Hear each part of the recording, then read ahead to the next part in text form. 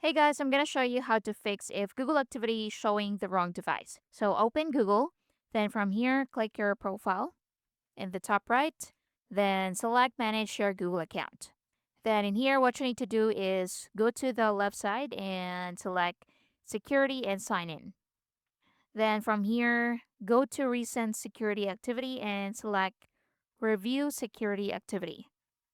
So in here, check for unknown sign-ins, password changes you didn't make, or new recovery email or phone number additions. So if you see an unfamiliar activity in here, just open that and select no secure account.